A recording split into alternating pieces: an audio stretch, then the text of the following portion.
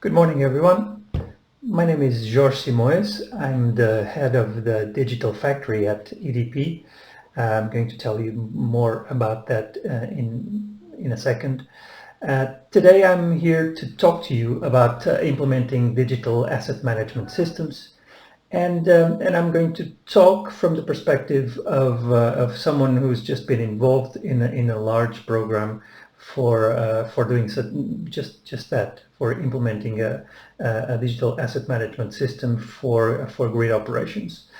So let's get right into it. I'm going to switch my presentation now to this mode, and I'd like to give you a little bit of an overview about EDP. So very quickly, EDP is nowadays one of the leading companies in the energy sector. We are a vertically integrated utility, meaning we operate in the whole value chain. We produce, we transport, we distribute, and we retail energy.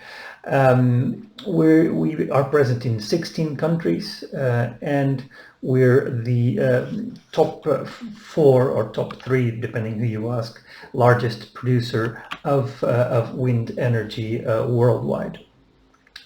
We have about 10 million customers in electricity only, and about 12,000 employees. Now we're the DSO in Portugal. We also operate distribution grids in northern Spain and in Brazil. In Brazil, we also have some transmission going on, and you may have seen in the news we are in the process of acquiring Viesgo in Spain, which will certainly make these numbers change a little bit. So this is basically EDP's background. Now, what do we do at the Digital Factory where I'm responsible? So first of all, the Digital Factory is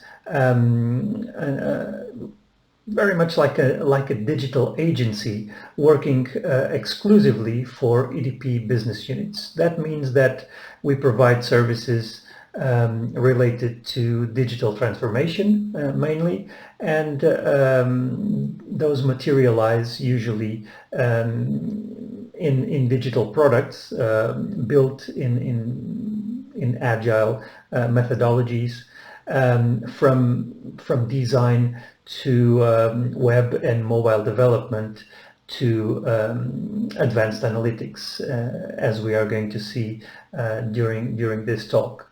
So the Digital Factory interacts directly with partners in the business, with our business units, to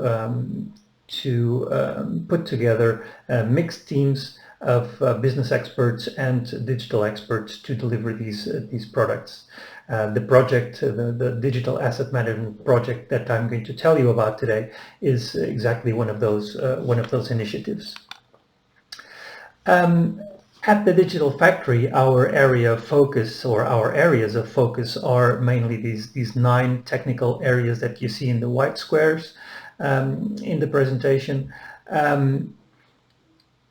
Mainly, advanced analytics and big data is nowadays in great demand, and is about 28-30% of what we do, meaning almost a third of the initiatives we carry out have to do with advanced analytics and big data, and we tend to do most of our initiatives, if not all of our initiatives, very much on top of agile frameworks, and including a big component of design thinking to make sure that end customers are involved in the initiatives from start to finish. We focus our initiatives in 3 strategic areas, 3 strategic pillars. Customers being the first, meaning that we produce new digital products or services focused on digitalization customer relations and self-care. Then assets and operations, where again the project I'm going to be telling you about is based. And this area focuses mainly on digital asset management, operational excellence, and mainly through the application of advanced analytics and big data. Finally, we also operate in a third area, enterprise, and what we mean by this is initiatives focused mainly on optimizing corporate processes and employee experience. So, having said that, let's get right in the focus of today's presentation, the Analytics for Assets project. So this was our first large-scale analytics program for grid assets in our distribution business unit in Portugal, named EDP Distribuição. So that's why you see those two logos up there on the right. This was a close partnership between the Digital Global Unit, which is EDP's corporate IT structure, and EDP Distribuição, which is our distribution business unit in Portugal. Other digital asset management projects are in place in generation, mainly in generation and in renewables. They're not in scope of this presentation, so those are different initiatives. So today I'm going to talk a little bit about the background, the rationale, the business case for the Analytics for Assets program. Also talk obviously about the project, what were the learnings we got from the project and its main achievements, and talk about something that is sometimes overlooked, which is development of a data-driven culture and why that is important for the success of these types of projects. So first, let's talk about the business case. The initial thesis is that data analytics leads to extracting more value from grid assets. So this study from Accenture for the World Economic Forum estimates that asset performance management can deliver a value up to $400 billion, which is huge for the energy industry. The problem is that obviously putting together a successful data analytics program is a difficult puzzle to solve, with also some unexpected pieces that appear, and we will see some of those during the presentation. From a business, from an asset management perspective, there are enticing arguments, obviously. Operation and management cost reductions, maximization of asset lifespans, and improved reliability of those assets. From a business management perspective, there's, the thesis is that we'll be able to make better capital allocation decisions and also control risk more effectively. So, given these initial assumptions, we were obviously interested in going ahead with the program. However, obviously, we know that the journey from having data to doing something significant with data is not easy or direct. We all know that assets, and I'm sure you've seen this graph on the left before. Assets nowadays produce incredible amounts of raw data. It's estimated that we use about 10% or less than the data that is available from assets to make something significant with it. And that data is really useless if we don't transform it in insights and in wisdom and in action. So Just to collect data, store data, and process it, we already require a very significant amount of investment and skilled resources. But then, I mean, if we invest those amounts and effort into building data models that produce results, produce insights, but then we don't do anything with those insights, I mean, there will be no return on investment. And this is a very, very, very important point that I will keep probably repeating throughout the presentation. So the return on investment can only exist if really those insights produced with data are used on the field to create favorable impact. And that's what justifies the investment in digital asset management programs. And also this requires a big cultural change. I mean, I referred initially to the creation of a data-centric culture, of a data-driven culture, and basically you'll see, I'll keep referring to it throughout the presentation, that this is really key to achieve these results. So specifically for EDP, we wanted to answer mainly two questions. Okay,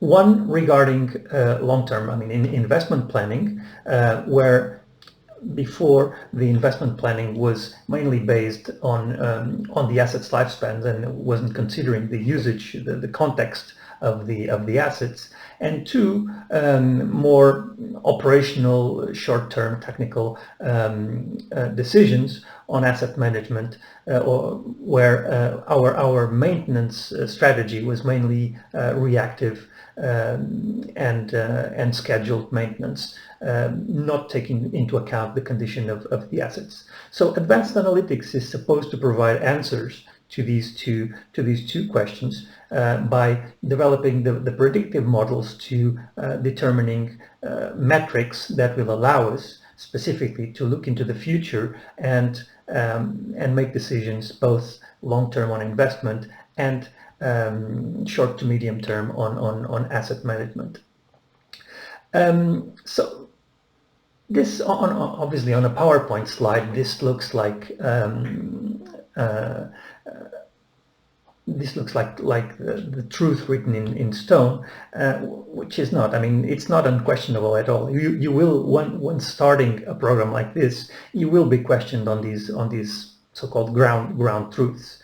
I mean, and obviously we cannot justify a program like this by saying, you know, we're going to do advanced analytics or we're going to do digital asset management because everyone else is doing it and it seems like the right way to go. Obviously, I mean, one of the discussions that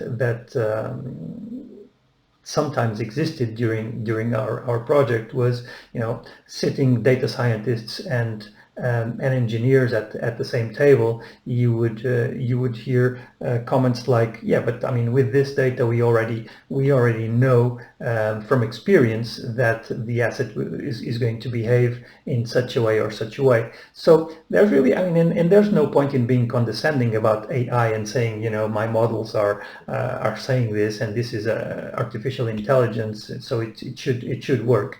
No, I mean, this is something that really requires careful discussion and awareness of what AI, what analytics can deliver and cannot deliver, so that this initial discussion is framed in the context that leads to you know, engagement from everyone involved. In our case, in EDP's case, then once the decision was made to go ahead with this digital asset management program, a number of options decisions needed to be made. First of all, and that, I mean, that will come to everyone starting a program like this, do we make or do we buy? Is there something in the market that answers our needs? In our specific case, we decided we decided to implement something tailor-made instead of going with an industry solution.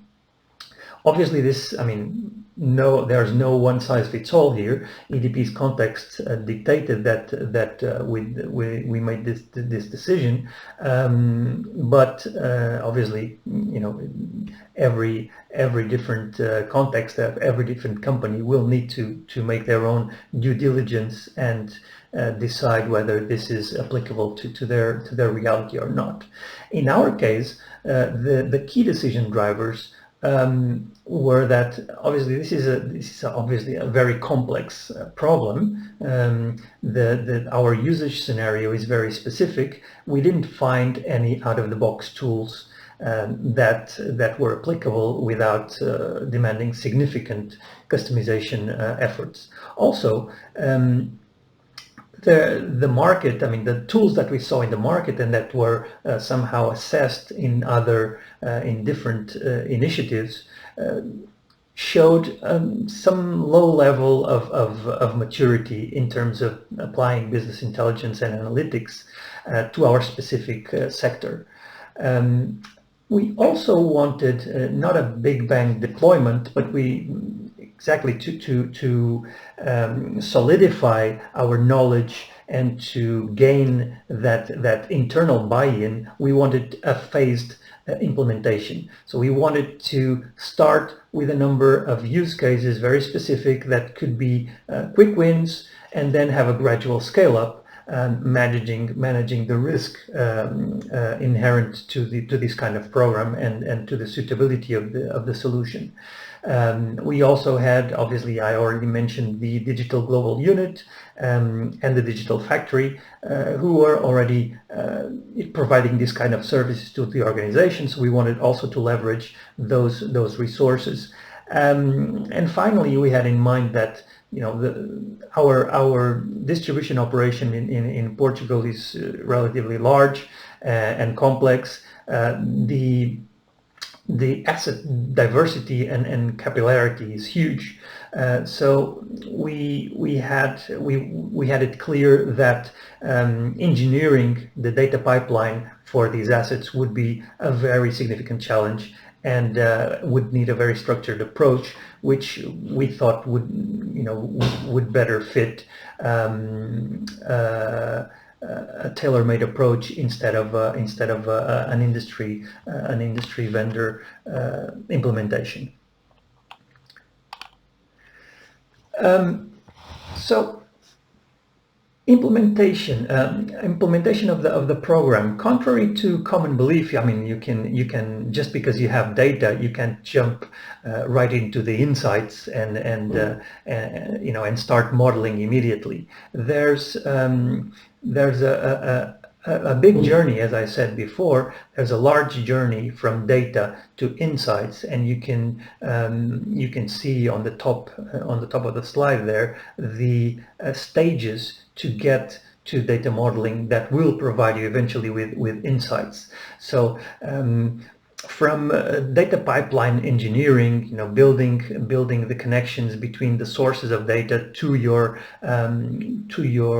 data lakes, then understanding that data. I mean, it's very, very, very important that experts from the data science team work hand in hand together with subject matter experts, with experts from the business, operational experts, to understand what the data is coming from those assets, learning how to combine those data to engineer features that will allow you to extract those insights from the data, and then prepare the data, make sure that, you know, the quality of the data is acceptable, building the data sets that will eventually allow you to do reliable models, and only then the data scientist can actually, you know, start working on that data and build those models that will provide you with the insights.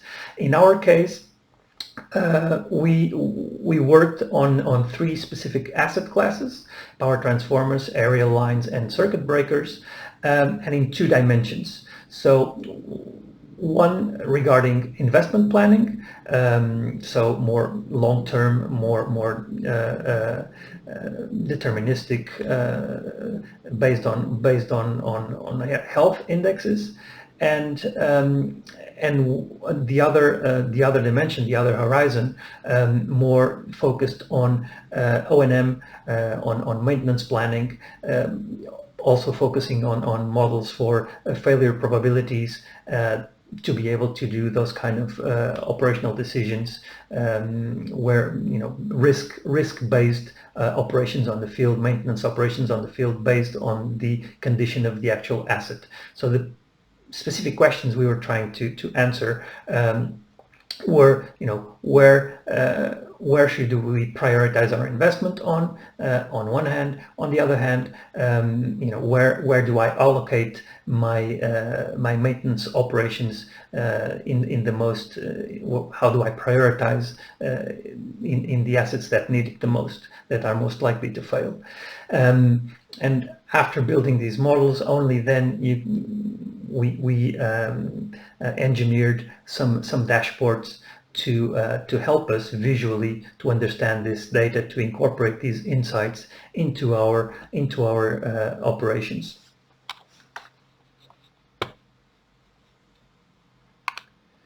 So early results are promising, as you can see there.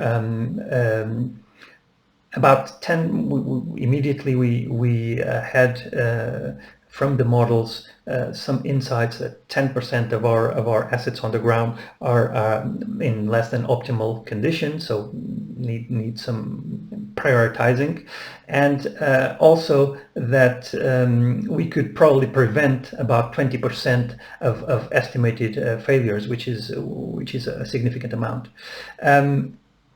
It's important to deliver these quick wins and prove effectiveness of the models to gain traction and overcome some initial resistance that may exist. I mean, again, this is a cultural change. We're changing very much from a deterministic kind of engineering to applying data science, applying models that may have distinct levels of explainability. So it's very important that we deliver the results, and that those results are verifiable on the field, to gain the buy-in from the technicians, from the operational people. We definitely felt that clear push forward after the first results got buy-in from the business team and the operational staff. With a large effort, I mean, we built the potential for large benefits, obviously. You see there more than 70 people were involved in this project, from 3 business units and 1 external partner, helping us in building the models. We are piping data from 15 systems into a common data lake, and we built those 8 minimum viable products that allowed us, for the 3 asset classes, to get significant insights. I mean, remember again, in this journey, we only got from raw data to the insights, so the implementation only gets you to the insights. It's important then to make sure that these insights are effectively used in the field to create impact. So if you create the insights with your model, but then the insights, are just, a pile of paper or a pile of numbers in someone's computer, and that doesn't make it to the field to be applied, then there's no point in making this investment. I mean, there won't be a return. The main benefits for us were definitely that we implemented business applications that will definitely improve, that are already improving our data-driven culture. This enables a better strategy for asset management, based on the asset's condition. We gained with this because to build these models, we needed to obviously have a parallel stream here. You can see there in the slide there was an analytics stream, but also a data stream where we built all the infrastructure that will receive this data and that will enable these analytic models to run. So we gained this solid, scalable platform, and we couldn't be happier with this collaborative work between data scientists and the digital team and the business team. I mean, we believe that only with this close collaboration can we be successful. So as I said, I mean, getting from data to the insights is just the first step. A wholesome data-centric asset management strategy is much more than this, and as you can see, I mean, implementing the Analytics for Assets program only took us to the second step of that strategy. So we already had structured data collection coming from other initiatives. We took that data and built the insights, built the analytical models to provide the insights in the second step in Analytics for Assets. We are now going to scale up this effort and make sure that the results from these models are used in the field, in day-to-day operations. This is once again absolutely essential, and we are now going to expand this to different voltage levels, different asset classes, different time horizons, to be able to get to that strategic asset management for medium long-term investment. Only then the investment will in fact provide its full return. Finally, this is sort of a bonus slide with our vision of analytics excellence from the point of view of the digital factory. There are multiple factors that play in the success in an analytics program, a large-scale analytics program, and I mean, starting from the left, maybe with knowledge and skills. Knowledge and skills are all about people, obviously. There's just another way to put it. It's very important that the company has some level of AI awareness, exactly to know what AI can do, what can it not do, and to demystify artificial intelligence or advanced analytics.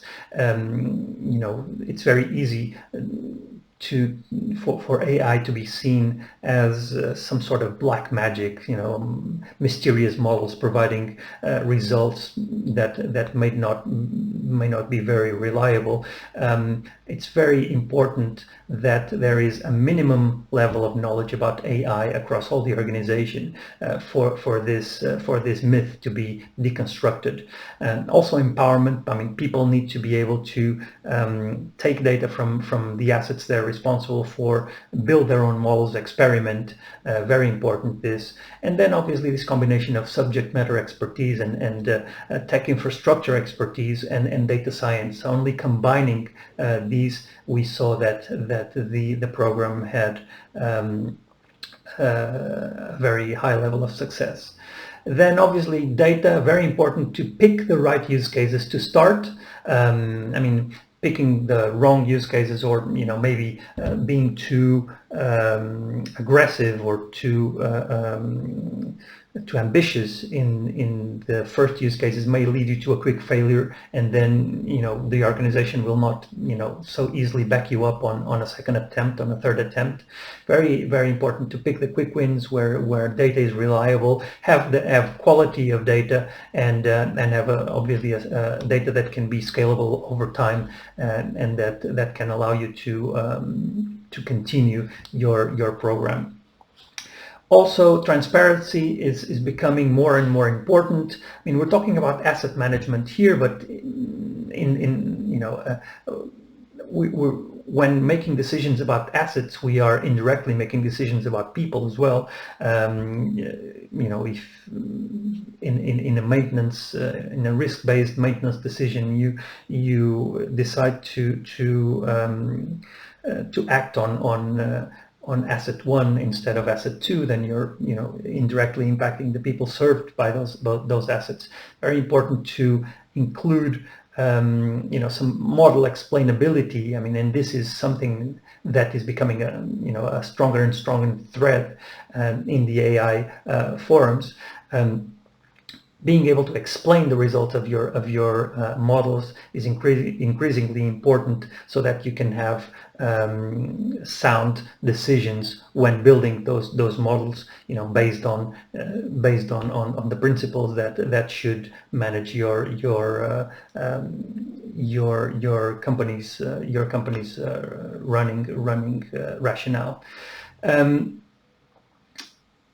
Finally, technology. I mean, technology is everywhere nowadays, and we kind of take it for granted. But it's obviously very important to make sound decisions on what platforms to use, what software stack to use. I mean, at EDP, again, we did our choices. They're not right or wrong. They were based on a set of principles, a set of assumptions, and a set of rules also of our own internal architecture team and security team. There needs to be good due diligence on this before making that initial decision. And I mean, I'm practically out of time, so thank you. This was what I had for today. I would like to thank you for your attention, and if you have any questions or want to get in contact, that's my email address. Thank you very much.